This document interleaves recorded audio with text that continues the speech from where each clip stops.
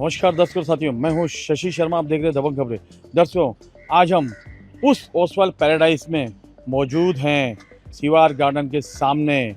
और ओसवाल जो हाउस है, कार्यालय है, उसके ठीक पीछे ये ओसवाल पैराडाइज बना हुआ है। और हंगामा क्यों बरपा शहर में, और उमराव सिंह ओसवाल को जेल क्यों जाना पड़ा, पुलिस लॉकअप में 2 दिन क्यों बिताने पड़े, आपको बताते हैं। इसी बिल्डिंग से हंगामा बरपा है। ये 3 विंग बनाई जा रही है, 22 माले की और 23 माले की।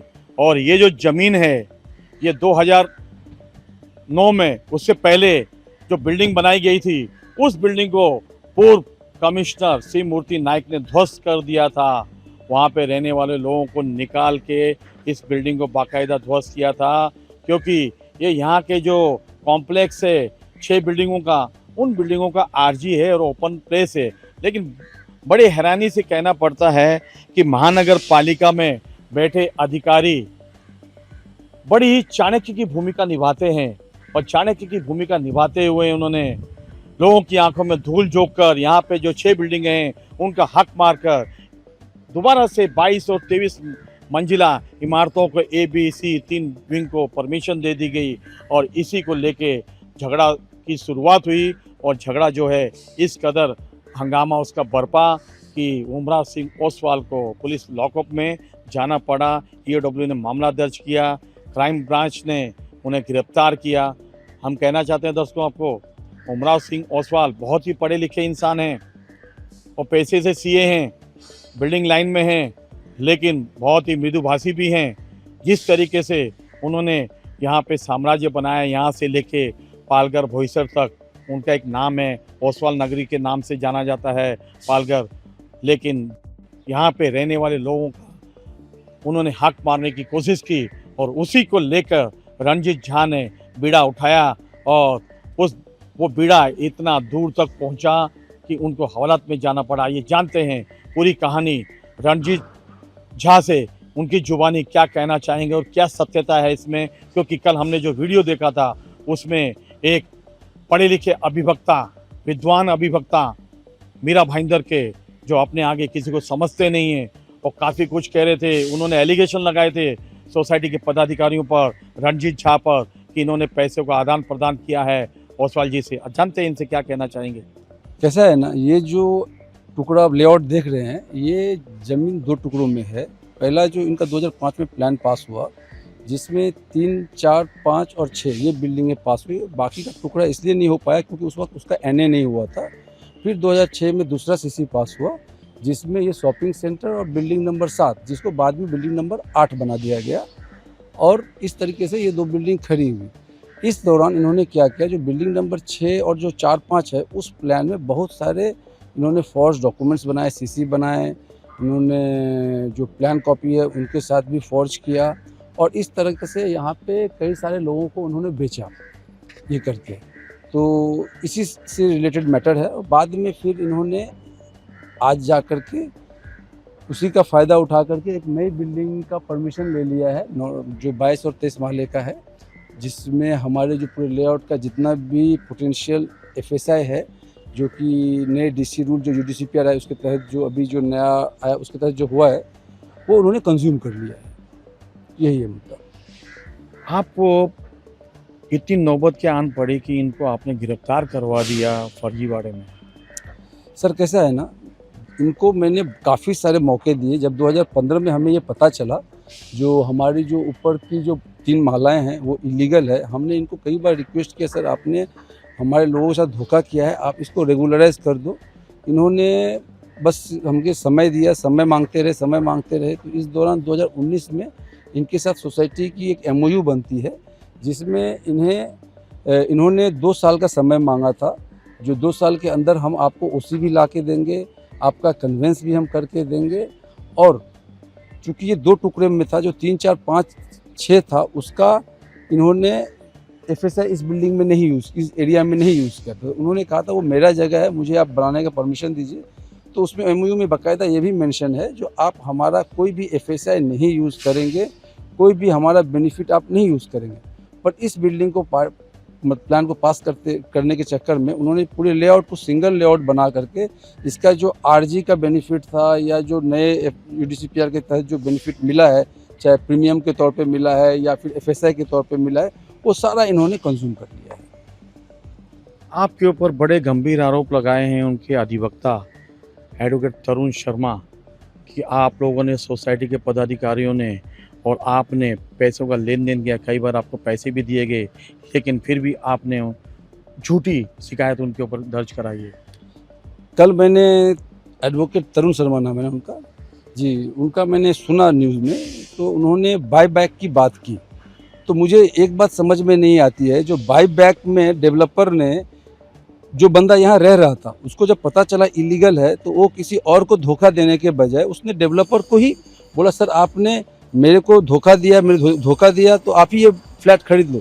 तो नुकसान में उस बंदे ने डेवलपर को ही वो फ्लैट वापस कर दिया। उल्टा डेवलपर ने क्या किया, उसी फ्लैट को बगैर उसी आए हुए वापस दूसरे आदमी को धोखा देते हुए बेच दिया। तो इस जो लेन देन में डेवलपर ने प्रॉफिट किया है, इसमें किसी सामने वाले बंदे ने धोखा नहीं दिया है। बाकी जो कोई भी बंदा आपका पेपर वर्क करके अपने प्रॉब्लम को सॉल्व करता है, उसके मन में कोई ऐसा धोखा देने वाली बात नहीं रहती है। जहाँ तक रही आपका चेयरमैन सेक्रेटरी की बात, मुझे तो ऐसा अभी तक किसी ने बताया नहीं जो किसी ने ऐसा हरकत किया है। एक एमओयू हुआ था, उस एमओयू इसलिए हुआ था ताकि उन्होंने जो हमें प्रॉमिस दे रहे, तब से वर्बली जो प्रॉमिस दे रहे थे, उसको हम पेपर पे ले लें, और उसमें बाकायदा मेंशन था जो आप हमें 2 साल के अंदर ओसी दीजिएगा, कन्वेंस दीजिएगा, और हमारा कोई भी एफएसआई वगैरह आप गलत तरीके से नहीं लीजिएगा। ये बाकायदा कंडीशन दिया गया था। लेकिन जब हमें पता चला जो इस तरह की कुछ माने गलत चीज़ें हो रही है, तो 2021 में हमने बाकायदा नगर रचना को ये बताया भी था, जो सर इस तरह कुछ समझ में आ रहा है तो प्लीज़ आप इस तरह कोई नई परमिशन इनको मत दीजिए। तो इसमें धोखेदारी वाली तो कोई मतलब चीटिंग करने वाली बात या पैसे वाली बात तो आती नहीं। पर फिर भी अगर डेवलपर और डेवलपर के वकील साहब बोलते हैं, तो मुझे एक चीज़ समझ में नहीं आती है, जो पैसे का लेन देन लोग कब करता है, जब उसने कोई फ्रॉड किया है, फॉर्जरी किया है। यहाँ के लोग तो, हमारे लोग तो नहीं बोलते पैसा लिया है। अगर वो बोलते तो मतलब वो ब्लैक मनी का भी ट्रांजैक्शन करते हैं, तो उनके ऊपर तो ब्लैक मनी का भी ट्रांजैक्शन का गुना दाखिल होना चाहिए, इनके ऊपर ईडी का भी रेड पड़ना चाहिए कि ब्लैक, आप इस तरह के काम करते हो, ब्लैक मनी देते हो लोगों का, खुला बोल रहे हो ओपनली जो मैंने पैसे दिए हैं, तो आपने ब्लैक मनी का ट्रांजैक्शन किया है, तो उनके ऊपर तो गुना दाखिल होना चाहिए उसके ऊपर। उस वक्त बसवराज जी नहीं थे वहाँ, मतलब डेवलपर के आर्किटेक्ट, उस वक्त एक सुनील चौधरी करके था, स्टेरकॉन था। पर ये जो बोलते हैं उन्हें 2015 में पता चला, उसको मैं थोड़ा सा क्लियर कर दूं। 2007 में नगर रचना ने इनको एक नोटिस दिया था, जिसका रिप्लाई बाकायदा डेवलपर ने अपने, उसमें डेवलपर का हस्ताक्षर भी उन्होंने किया हुआ है, जो हमने 6 नंबर बिल्डिंग में कोई 5, 6, 7 माले की बिल्डिंग नहीं बनाई है, ये उनका रिप्लाई है। फिर उसके बाद आर्किटेक्ट का एक लेटर है 2008 का, जहाँ पे आर्किटेक्ट ने नगर रचना को दिया है ये कहते हुए कि डेवलपर बहुत सारे अनाधिकृत बांधकाम कर रहे हैं। कुलदीप साहब को मैंने कई बार वार्निंग दिया है, फिर भी वो नहीं रुके हैं, तो मैं तो इस प्रोजेक्ट से इस्तीफ़ा दे रहा हूँ, आप इनके ऊपर एमआरटीपी एक्ट के तहत कार्रवाई कीजिए। वही कॉपी दोबारा 2009 में जब हियरिंग हुआ था, सेम उन्होंने वापस सेम रिप्लाई किया, सर मैंने ऑलरेडी रेजिग्नेशन दे दिया है और इसमें मेरा कोई लेना देना नहीं, वो अनाधिकृत बांधकाम कर रहे हैं, उनके ऊपर एमआरटीपी एक्ट के तहत कार्रवाई कीजिए। अगर उस वक्त डेवलपर को पता था जो आर्किटेक्ट ने चीटिंग किया है, तो उस वक्त उन्होंने क्यों नहीं उनके ऊपर गुनाह दायर किया? तो ये तो 2007 की बात है ना। फिर वो 2015 की बात क्यों करें? 2015 में उन्हें पता चला, क्योंकि उन्होंने खुद रिप्लाई किया है। तो मेरा आपसे सिर्फ एक रिक्वेस्ट है, मैं आपको डॉक्यूमेंट्स भी दूंगा, अगर वो प्रेस कॉन्फ्रेंस बुला रहे हैं तो उनसे पूछिएगा, सर ये 2007 में आप क्यों बोल रहे हैं जो आपने 5वां, 6ठा, 7वां माला नहीं बनाया है, जबकि उससे पहले ही आप 5वां, 6ठा, 7वां माला बेच चुके हैं? पहला सवाल। दूसरा सवाल उनसे पूछिएगा, सर आपके आर्किटेक्ट ने जब 2008 में बोला है जो आप अनाधिकृत बांधकाम कर रहे हैं, उस वक्त भी आपको पता नहीं चला जो ये प्लान कॉपी और सीसी फॉर्ज है, उस वक्त आपने क्यों नहीं उनके ऊपर एफआईआर दर्ज की? तीसरा सवाल ये पूछिएगा, अतिक्रमण विभाग ने 2007 में और 8 में भी आपके ऊपर 2006 नंबर बिल्डिंग नंबर 6 को लेकर के सवाल क्रिएट किए थे और आया था तोड़ने के लिए, उस वक्त भी आपको पता नहीं चला जो आपका डॉक्यूमेंट फॉर्ज है और आपने आर्किटेक्ट के ऊपर एफआईआर नहीं किया, और आप बोले 2015 में आपको पता चला। मुझे आज तक ये बात समझ में नहीं आई, जो आशादीप में भी आर्किटेक्ट ने इनको ठगा, और वो भी मरने के बाद। सेम चीज़ यहाँ पर भी सुनील चौधरी जी 2013 या 14 में गुजर गए, उसके बाद उन्होंने पूरा आरोप सुनील चौधरी जी पे डाल दिया। और बाकी एक चीज़ मेरे को और बताना है आपको, एडवोकेट साहब ने काफ़ी गर्व से कल बताया जो इनके ऊपर 13 गुना नहीं सिर्फ 3 या 4 है, वो भी एफआईआर। सर आप उनके सेक्शन देखें, सारे के सारे फ्रॉड के सेक्शन हैं। और वो आदमी के ऊपर एक एफआईआर हो जाए तो उनकी तो हालत ख़राब हो जाती है।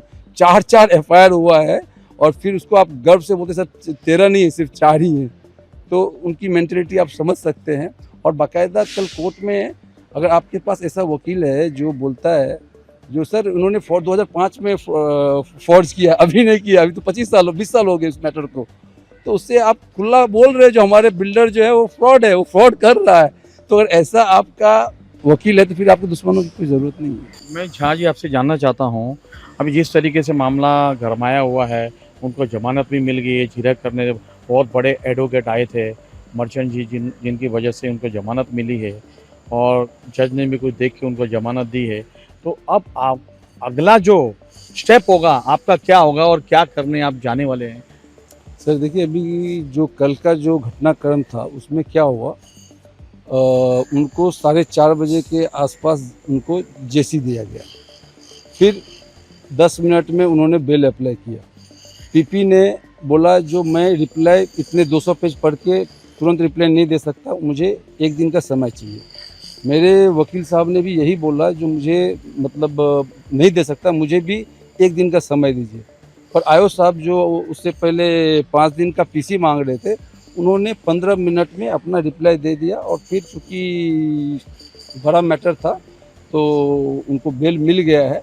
कल 7 बजे तक कोर्ट खुला हुआ था तो उनको बेल मिल गया है। हम अभी अनफॉर्चुनेटली हमारा एडवोकेट कन्हैया विश्वास जी कल सुप्रीम कोर्ट में थे, उनका बहुत बड़ा मैटर चल रहा था, वो आज आएंगे तो वो पूरा जो भी डॉक्यूमेंट्स है हाई कोर्ट से निकाल के उनका पूरा आंकलन करके और फिर हम फर्दर इसके ऊपर एक्शन लेंगे। देखिए किस तरह से इन्होंने प्रकाश डाला है, पूरी पिक्चर से पर्दा उठाया है और कहा है कि इसमें किस तरह से फर्जीवाड़ा हुआ था, इनके हक मारने की कोशिश की गई थी। एक बाकायदा एमओयू भी बनाया गया, उस एमओयू में बाकायदा सिग्नेचर हुए हैं, बाकी लोगों के भी सिग्नेचर हस्ताक्षर हुए हैं। उसके बावजूद भी इनके साथ में धोखाधड़ी की और मजबूरन इन्हें पुलिस स्टेशन जाना पड़ा, ईओडब्ल्यू में शिकायत करनी पड़ी और इन पर शिकंजा कसा गया। तो कहाँ गलत हुआ? लेकिन जिस तरीके से कल कोर्ट के बाहर उनके अधिवक्ता इन पे इल्ज़ाम लगा रहे थे पैसों का लेन देन का, वो भी इन्होंने क्लियर किया कि पैसों का लेन देन कहाँ से था। और बात भी सही है, आप पैसों का लेन देन क्यों करोगे? पैसों का लेन देन तभी व्यक्ति करता है जब वो गलत होता है। लेकिन यहाँ तो पूरी दाल ही काली है। और ऊपर से उनके तेज तरार अधिवक्ता ज्ञानी देव वो कहते हैं कि इन्होंने पैसे लिए हैं। पहले अपने मुवक्किल से बात कीजिए, उनसे पूछिए कि पैसों का आदान प्रदान हुआ है कि नहीं। इसी तरह किसी पे इल्ज़ाम मत लगाइए। अब चलते हैं उमराव सिंह ओसवाल के पास, क्या कहना चाहेंगे इस पूरे मामले में और क्या जवाब देंगे।